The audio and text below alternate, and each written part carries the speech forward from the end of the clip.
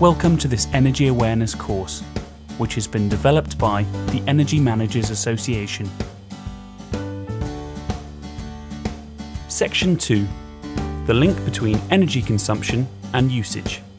This section looks at the energy we consume and what it's used for. Most of us give little thought to the energy we use for everyday activities. We asked Simon, how much energy have you used today?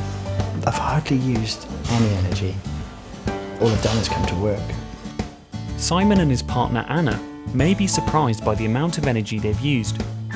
Energy use peaks between 6 to 8 in the morning and 4 to 8 in the evening. Let's find out why. We're running an energy counter at the bottom right just to give you an indicator of how much they've used. Most people's energy use starts before they wake up. Anna has set a timer on her heating to come on half an hour before she wakes up. 61% of energy used in a house is for heating hot water. Their day starts when the radio alarm goes off. Obviously it takes quite a lot of power to run a radio station, but we'll leave that calculation to one side. Let's go for a buzzer instead. Next, the lights go on. The average home energy use for lights and electric is 13%. On to the bathroom. Baths usually use more energy than showers, but this really depends on how much time you spend in them. Water from the tap is rarely thought of as having an energy cost. After all, it does fall out of the sky. But there is still a cost in treating and transporting it. Running a tap whilst brushing your teeth wastes 6 litres per minute. Each of us in the UK uses approximately 150 litres of water per day. With a growing population and a changing climate, we will have to reduce the amount we use, or we may well run short. Moving on to breakfast, there are a number of devices in the kitchen that are power hungry. The most important for many people is the kettle. Anna and Simon are now ready to leave the house. The next significant use of energy is transport. You might drive, in which case it's relatively straightforward to see how much petrol or diesel you've used. However, if you're reliant on public transport, then although there is an energy cost, it can be difficult to calculate.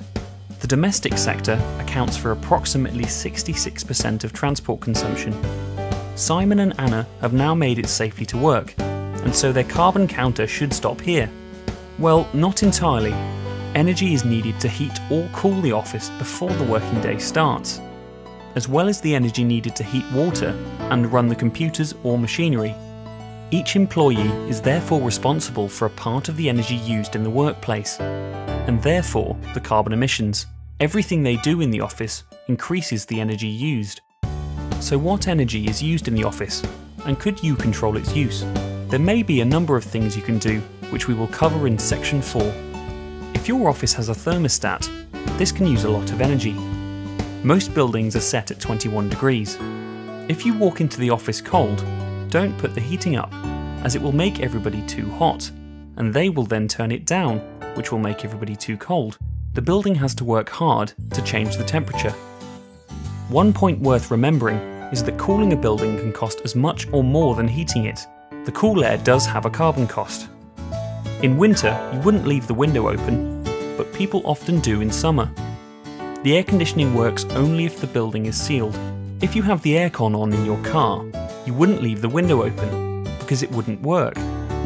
Buildings work in exactly the same way, so don't leave the window open if the aircon is on. Lighting is the next big issue.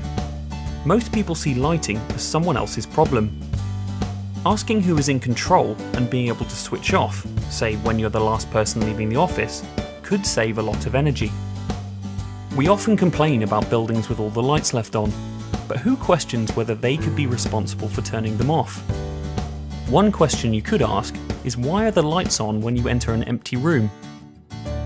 If everyone used and wasted less energy, how many power stations could we switch off for good? The next section will look at how to calculate your energy use and carbon emissions.